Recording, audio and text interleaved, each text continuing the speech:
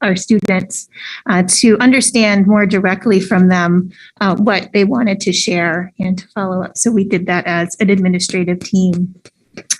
And I want to underscore kind of the first piece before I go on, related to my takeaways.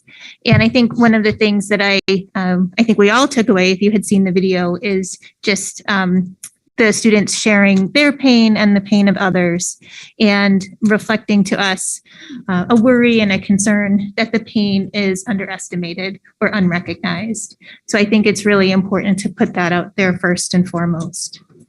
And of course, that hurts me to hear that. And of course, we're taking everything very seriously, as we always do. But that pain was noted. And I think another main takeaway, too, is around communication. How can we, as a system, do better about sharing the ways in which we are actively seeking to make a safer, more inclusive school community? Because I know from my seat, I see it happening all the time among our administrative team and among our faculty and staff and our students. But there's a disconnect, and we need to make sure, too, that we're being communicative and supportive. Similar to some things that we had heard in the fall, I think there's a continuing concern around underreporting of situations, and as much as our administrators spend time doing investigations, demystifying that process, I think, is one communicative step that we can do to help all of our students understand how that process would unfold. We need to be careful, of course, around privacy rights for all parties, but demystifying that, sharing a little bit more about the process, what kinds of safety and support plan resources are available. And although, again, we can't get into specifics, what range of disciplinary consequences, and most specifically, education would be offered and would be available. And so some of these themes we've heard previously and were shared again. We have done some things since the fall that we had talked about, and one that I really want to make note of was the campaign last week at Franklin High School, the No Place for Hate campaign that was launched with Principal Hannah and the administrative team, as well as by student representatives from the World of Difference, Peer Leaders, Diversity Awareness Club, and the Sexuality and Gender Alliance. They served on the development team, and the intent is to garner a commitment from at least 75% of the students at Franklin High School in order to make the community a No Place for Hate community. And with that, they will undertake 3 school-wide activities in order to get that designation from the Anti-Defamation League. And these efforts, these activities will engage in productive dialogue and active learning on the topics of bias, bullying, and allyship. And I think that this is a really important thing to note. There are 2,000 people at Franklin High School and 5 administrators. And 5 administrators are actively responding in so many ways to create safe and inclusive school community. But it really is up to all of the individuals who make up the Franklin High School community to make it a safer and more inclusive place. We have lots of other efforts too that have been happening in the intervening months since I think we all experienced a terrible situation here in the council chambers. And so there are some follow-up efforts to note from that. We continue to partner with the Anti-Defamation League to train peer leaders at the middle school level and at the high school level. And that training has been actively going on in the month of December. And the peer leaders at the middle level prepare lessons for the 6th graders, which will occur this spring. We have implemented resource groups for students to gather and to discuss bias-based incidents and actions that they'd like to see to be taken to create a more equitable learning environment. And the FHS resource group, now that perhaps Omicron is letting up and we'll have faculty meetings in person, the resource group will bring the experiences to the high school faculty. And this is a way for us to amplify student voices and further that communication within the school setting. We hosted a diversity, equity, and inclusion workshop for winter athletic captains back in December. We wanted to kind of address some things that were happening in other communities and kind of proactively reach out to our captains to step up as leaders in creating inclusive spaces. There's been some professional development on incorporating diversity, equity, and inclusion into the curriculum. And you may hear more about that tonight when Mr. Hanna talks about the program of studies. We continue to offer the Speak Up at School professional development on interrupting microaggressions to faculty and staff. Mr. Jagier is working on updating the bullying intervention and prevention plan. This is something that happens every 2 years, and it was last updated 2 years ago, so it is timely, but extra care is being taken to kind of substantively update that. And the school committee policy subcommittee has been discussing the bullying policy as well in conjunction with that. There's a couple other things here as well. I want to note that we have posted for the Director of Diversity, Equity, and Inclusion, and we will undertake the interviewing and selection process in the coming weeks to bring on a Director of DEI. I think this position too can really help provide that communication with the student body in creating a safer, more inclusive space. The public consulting group has been awarded the bid for the equity audit. And so you can expect to hear in the coming weeks the work that they will be undertaking in February and March to collect both quantitative and qualitative data and provide us with some recommendations. We'll plan to do a more formal presentation to you in the next couple of meetings. And for a while now, on February 8th, we've had a school committee presentation planned to share a more comprehensive update of our diversity, equity, and inclusion efforts with you as a school committee. And I've offered to the town administrator to come to the town council on February 16th and share that presentation with the town council and the greater Franklin community about our efforts.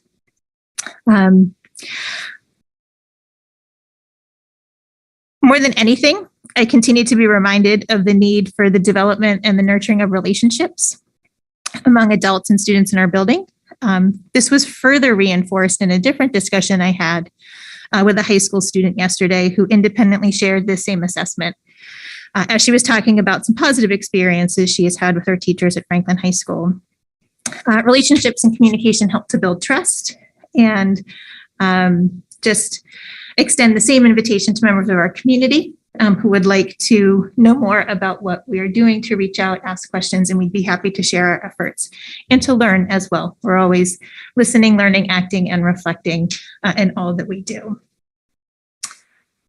I have two other updates for the committee and the community. I do like to share professional development that we're undertaking with you. And at this point in the year, the Massachusetts Association of School Superintendents holds a midwinter meeting. It's going to be Thursday via Zoom. It's a bit abbreviated this year because of the COVID numbers. But I did want to share that after some welcoming remarks from the superintendent, Tim Pivovar, who is the president of MASS, we will hear an update from the organization on their READY work, which stands for Race, Equity, Diversity, and Inclusion. They will introduce the association to their new publication, which is a resource guide called Getting Started with Racial Equity, Diversity, and Inclusion Work. And MASS recently conducted an internal equity audit. And the results of the survey of that audit are going to be shared with the membership. And I'll be attending that on Thursday morning. And lastly, I want to share a celebration. I want to congratulate one of our high school assistant principals, Dr. That was not a joke, that he slipped, Dr. Maria Weber. Dr. Weber recently defended her doctoral dissertation at Endicott College. She has been taking doctoral courses and completing a dissertation for the past 3 years. And now her graduation's in May officially, but having defended her dissertation, she can and ought to be referred to as Dr. Weber. The title of her dissertation was Teachers, Self-Efficacy, Perspectives from Teachers and School Leaders. She studied the factors influencing efficacy of school principals and assistant principals, and the factors affecting the self-efficacy of teachers and how the two are interrelated. And I just would ask the Franklin community to join me in congratulating Dr. Weber. And that is my update for you tonight. Okay. Questions, comments? David? Yeah. Thanks, Dr. Hearn, so much for bringing to light everything that's already in place and that's being done, following the video. I know along with some other school committee members, had the opportunity to visit the high school and sign our names to the pledge for the No Place for Hate. Really commend all the work that's already being done, everything that's in place, and also the work ahead because there's a lot of work to be done, but I really commend all the admin, the faculty members, the teachers, the entire community for doing the work that ought to be done. And it also too, just for the students listening and here as well, anyone who's, since the release of that video, I had a lot of conversations with a lot of individuals all across the community. And just want to let you know that your voices are heard. This isn't something that you have to suffer in silence. And so please, as Dr. Hearn mentioned, communication is so key. Talk to your teachers, talk to the principals, the admin team, talk to any of us. If you're ever experiencing any of these issues, please speak out. That's all. I would just like to say thank you very much for the update, and it's great to know that the equity audit is moving forward, and we're really looking forward to seeing the results of that research and as well as the recommendations that come from it. So thank you for that. Elise? Nope, all set. Thank you. Megan? Sure. Yeah, thank you, Dr. Hearn, for all that. And so Dr. Hearn and I were talking a little bit with the past week with the video. We had a meeting too, and I know the school system does take this stuff very seriously, and we do have a lot of DEI stuff in place, which is great. And I just want to make a couple of points. We should all be reasonable, respectful to each other. It takes a certain amount of courage for someone to come out and be yourself. Something I went through myself. And it's just plain cruel for someone to be disrespectful and make fun of someone just because they're different anyway. It doesn't cost anyone anything to acknowledge someone's identity or orientation, and that we all live in this community together, and we should just treat each other the same way that we would, like ourselves to be treated. And that's it. Thank you, Megan. And I guess I would just add that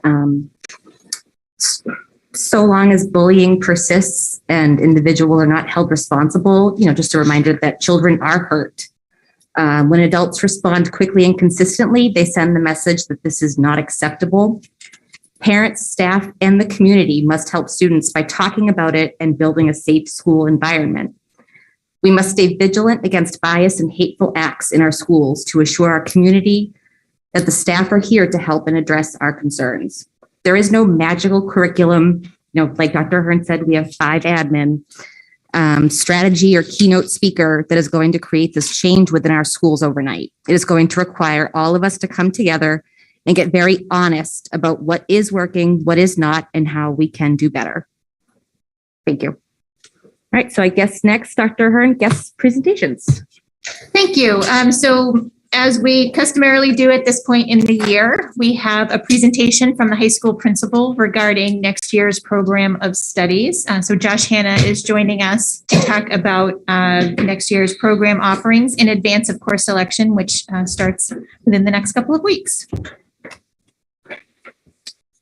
Good evening. Am I good with the mics at this point? Do I need to bring it closer? No, this is all set. All right. I want to make sure. And are you able to see the presentation? He said closer. Bring it closer. All right. Thank you. There you go. There you go. Okay. Projection over here behind you and or to my right. So yes, thank you. Good evening. And I am honored to represent Franklin High School in the work that we have done to create our 2022-2023 program of studies, which for those of you at home who perhaps don't have students at the high school, this is the document that captures all of the course offerings that we have at Franklin High School, which, recently I was at a meeting with a representative from a local college. We were exploring the idea of dual enrollment and wanted to kind of see what offerings they have and what offerings we had. And one of the first things that they said at the meeting was how impressed they were with the extent to which we offer opportunities to our students. So this has, of course, been going on for, probably decades, creating this experience, but it's one that's being recognized outside of our system as quite impressive. And tonight, I'll bring you through our process of adjusting our program of studies and highlight a couple of areas that we're excited to bring forward and also to answer questions you have as a means to gain approval. So first up, as always, we begin our meetings at Franklin High School with establishing our core beliefs, which is this idea of Panthers.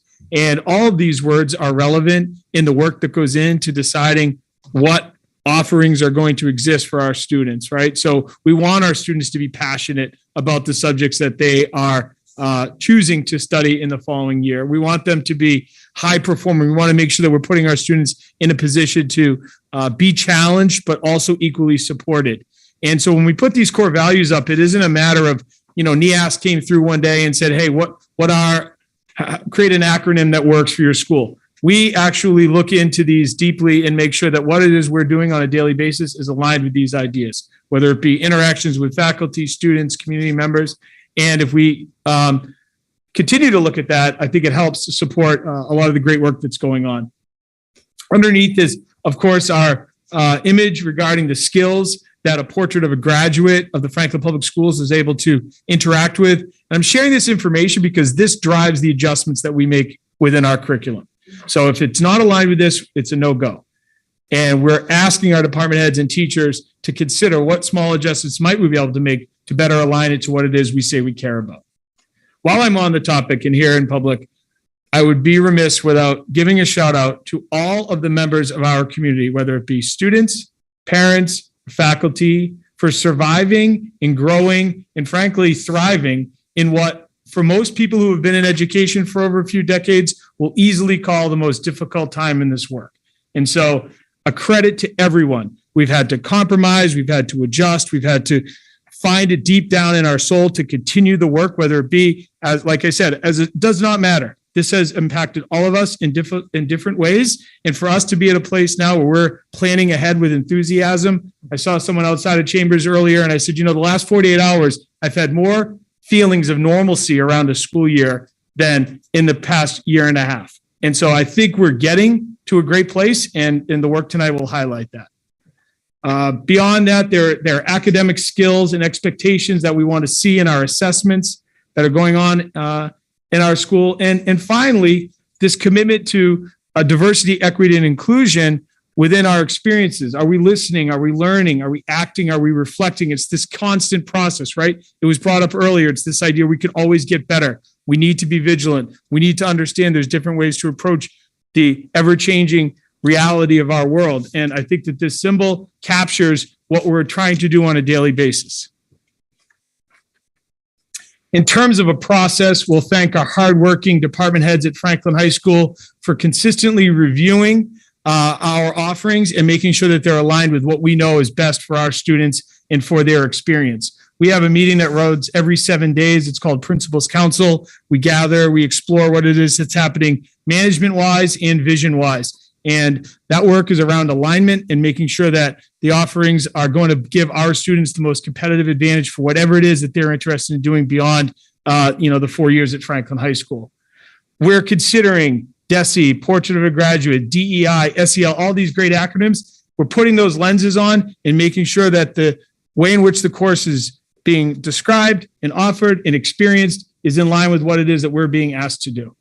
Adjustments were proposed and reviewed by the Franklin High School and Public School Administration, taking into consideration budget impact, and are we putting our resources in a place where our students most desperately need it.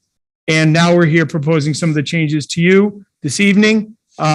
later on this month and early into February, students will start to choose from this document what courses that they take next year. So a few highlighted adjustments I'd like to share with you. Within our science department, we've made an adjustment to our earth science course to create an open honors section, which allows for students to take this at both college prep and honors level. This allows for more heterogeneous environment within the class, which we've found overall makes for a better experience, because not only will this allow for students to kind of interact with folks who may not be in their normal section of classes, so to speak, but it also gives flexibility to the students to kind of pick and choose to what extent do they want to dive deeper into the subject matter while still getting a taste for it. So we all know there's certain people that already have decided what it is that they're going to be doing as an undergrad and master's and beyond, and there's others that are still kind of dipping their toe in the water, and we want to be able to accommodate both sides, because we feel like that's a reasonable way to go about a high school experience, and our teachers are adapted and equipped enough to offer kind of two different experiences within the same room, which really allows for more students to take elective options. And you'll see throughout the program of studies, many of our courses are open honors, and that's the big idea behind it. Calling out within our English department, a pretty standard curriculum experience for the students 9 through 11 with some electives in 12th grade year. We're not making adjustments to those particular classes, but what we're seeing is a change in our ESL students, our English language learners. There's been many different acronyms for this particular type of student over the last 5 years. So forgive me if I say ELD, ELL, ESL. We're always trying to be respectful of where these students are coming in. And what we're seeing is an increase in the number of students coming in without English as their kind of foundational language. We also recognize that they can intellectually understand most of the curriculum we have. So it's this language barrier we need to get through. And with numbers increasing currently right now at 13, projecting for them to be at 20 next year with a wide variety of experiences and knowledge base, we are looking to modify some of our experiences by bringing in a co-taught English class, which allows for a specialized EL teacher to be in the room with the curriculum content leader of an English teacher, kind of guiding on the side as that experience goes on, because we know that there are certain students who need that extra support in the classroom versus keeping them in a separate class where maybe they're getting too much support. Now, that's where this balance exists within supporting our EL students. You don't want to create crutches. You want to get them on a rehab plan, so to speak, so that they're out on their own, taking on what they intellectually we know they can. It's this language piece. And so we're incorporating a co-taught class.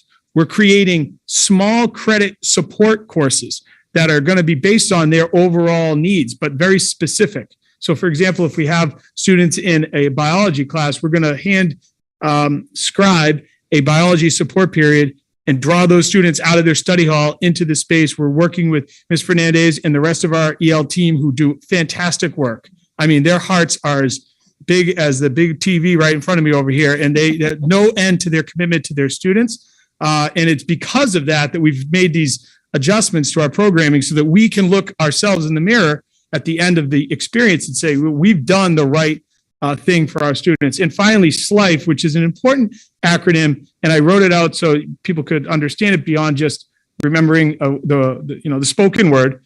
Limited or interrupted formal education. So we are seeing students across all of Massachusetts coming in from different parts of the world with 4 or 5 years gap between where they are now and the last time that they had any type of formal education. So that's a different support system that's going to be need to put in place. And we're already seeing students arriving into our school system with this particular need. So I call this out as, we talk about DEI and what does that mean and what books are we using in our classrooms and, how are we making sure that there's windows and mirrors in our experiences. But I think when we commit financially and programmatically to the ESL program, this is like the most actionable step we can say that we are committed to supporting everyone, no matter what it is. And we believe in you, and it's our responsibility to put programs together to help support them.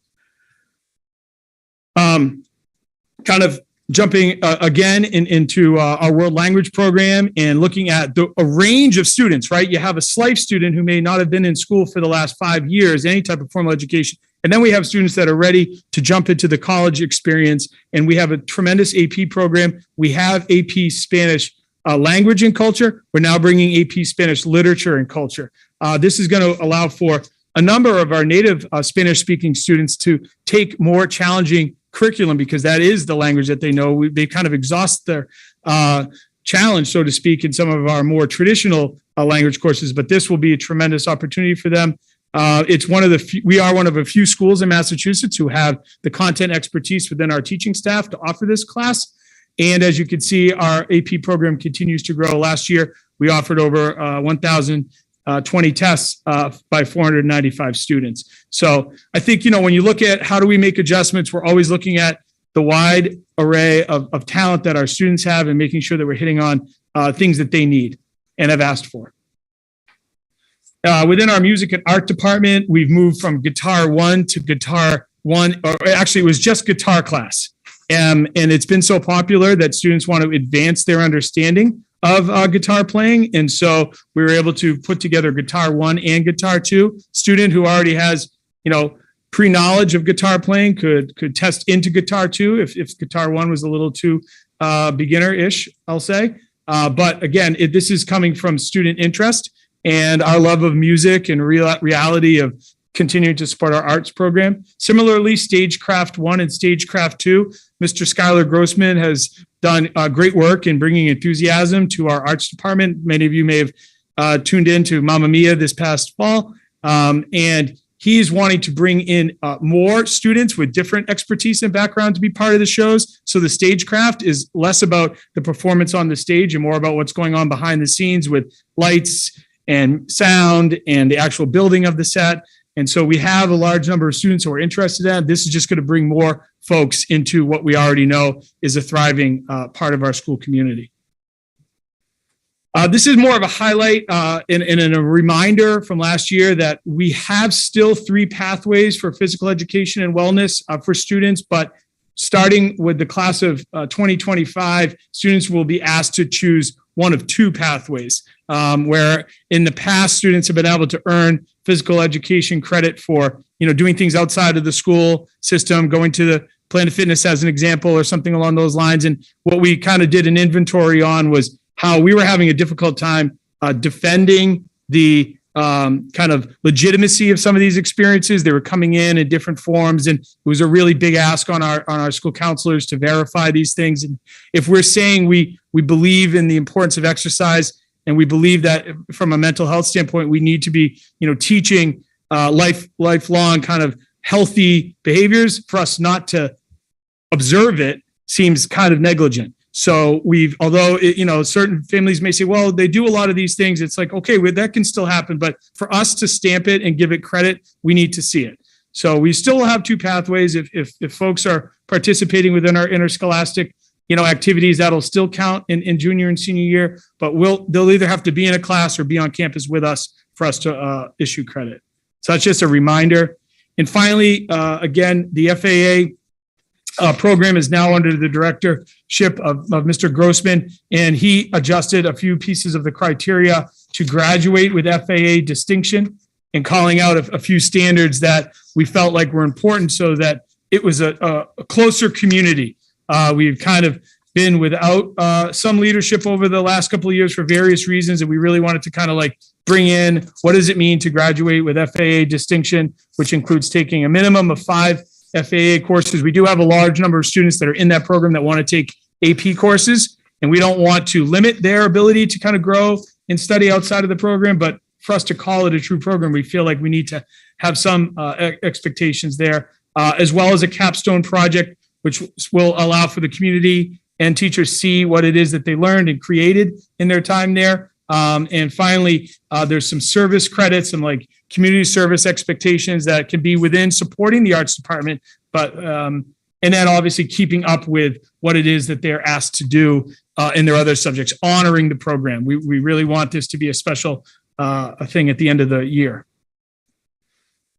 Our work around all of this program of studies is summarized in this idea of a guaranteed and viable curriculum. This is part of our school improvement goal, and we're going to continue to make sure that all of our classes, no matter who they are taught by, have similar experiences. We believe that if we continue to work towards this goal and align what it is that we're doing on a consistent basis, that'll be the greatest foundation on student performance and achievement. And so we're working on finding schedules to help our teachers get together and empowering them with autonomy, but also asking them to make sure that their practices are being vetted and discussed. And we know we have a high care level when it comes to our staff. So there's no doubt we're going to get there. We've got to try to find ways to help them find time together. But that's what we're working on. And all of these classes are under this guise. And what does that mean exactly? Well, the curriculum, the instruction, the assessment, we're bringing all those things together, examining them, putting them through that same lens that we started at the beginning. DESE, DEI, SEL, Portrait of a Graduate. Are they within our experiences? Are we putting them at the most optimal level of our experiences? And we had some classes during our PD time 2 weeks ago where we discussed those things. So I tried to be brief, but enthusiastic with the presentation. I know you've had a chance to look at some of these documents, and I'm happy to answer any questions that you have regarding the Franklin High School Program of Studies. Thank you. I'll start with Camille. Any questions, comments? I'd just like to compliment the open honors courses. Honors students can sometimes get siloed into tracks, and we definitely want to make sure that people are interacting with all different members of the population, and you get friends from all different groups and not see the same 5 kids in all your classes. So I love that. And also it gives kids the opportunity to say, I'd like to stretch a little bit. So thank you. Appreciate it. Thank you. David? Thank you very much for the presentation. Yeah, I love the past 2 years have been trying for everyone, especially for our educators. And I'm really excited. I love the enthusiasm. And I also can't wait to see what we're able to do as we get closer and closer back to our normal again. And so just really keep up the great work. Thank you very much. Thank you. Thank you. Al? Yep. So I don't know if you mentioned it, but FAA, what does that acronym stand for? Sorry, that's the Franklin Arts Academy. So it's kind of like a school within a school. Doesn't actually have its own walls, but it's a distinction based on the experience you go through. And we offer courses with a focus on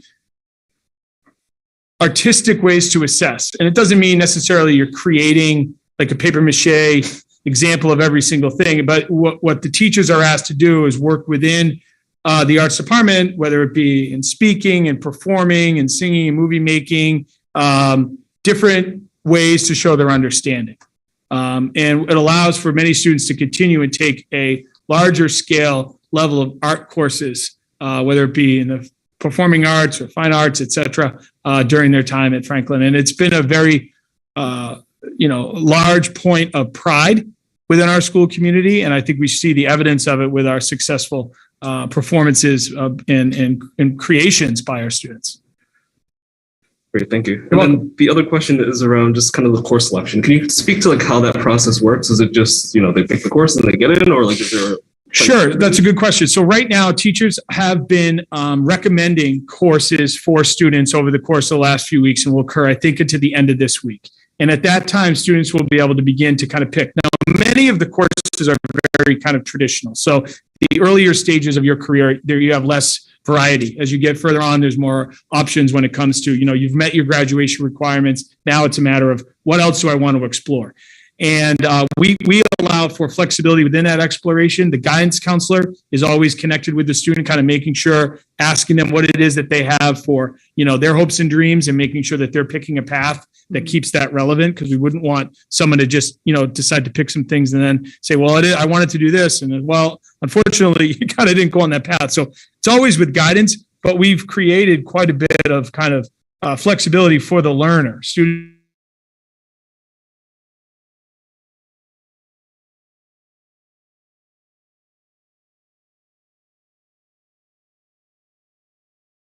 are able to override teacher kind of recommendations, so as to say, a number of students who have overrode teacher decisions overall have found great success in their next step, and to the point where we feel as though people are making some pretty intelligent decisions around what their belief is.